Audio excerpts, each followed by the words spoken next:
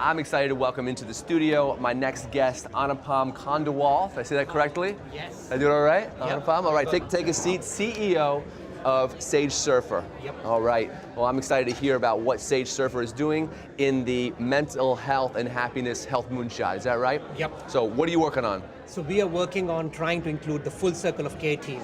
So the idea primarily is, can we collaborate not only just within a provider and a client, but bring everybody ecosystem together, give all the personalization and context to the communication, and provide the right productivity tools to create sustained engagement and proactive interventions. Why, I've heard a number of people talk about care coordination. Why did you feel like that was a problem worth tackling? Wonderful question.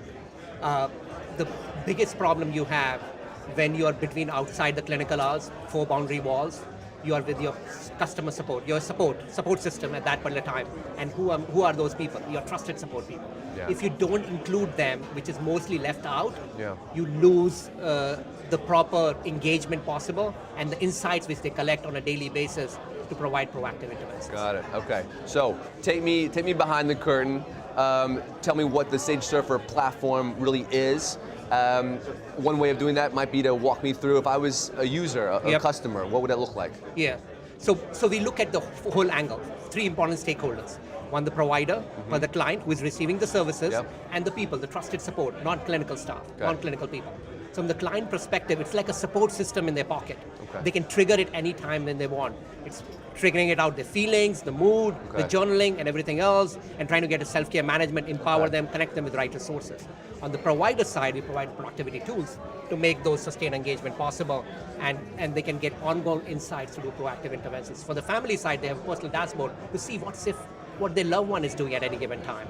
And they can intervene and provide those insights with the context behind it. So it's providing a more continuum of support outside the clinical hours. Got it. What has the response been like? It's been fabulous. Yeah. So we have been working across the country with different providers, ranging from mental health clinics, to county system, to school-based mental health providers, to treatment centers, and so on and on. And lots of people are joining the team, and we're just looking to scale our operations further.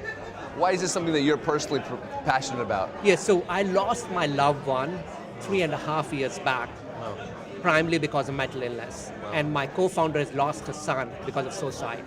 So it's very personal for us because because of the care is very fragmented. Unless you don't include everything inclusive, you lost. Lots of things fall through the crack. And that's what we're trying to do. We're not just trying to make a patient engagement between a provider and a client, but include the whole people together. How do you feel like the care coordination platform can help with destigmatizing some of these issues? And that's partly what makes it lonely, right? Yes. Yeah, so we are working with lots of different organizations like NAMI, National Association of Mental Illness, for suicide preventions and suicide survivors, where people are very siloed. They don't want to take any care whatsoever. Forget about technology. We're trying to take them from the full spectrum of isolated to where they are self-empowered and they can take care. So the whole spectrum of stuff which is done on our platform. Very nice, very nice. Okay, so here we are in the beginning of 2020. What are you most excited about for the next year?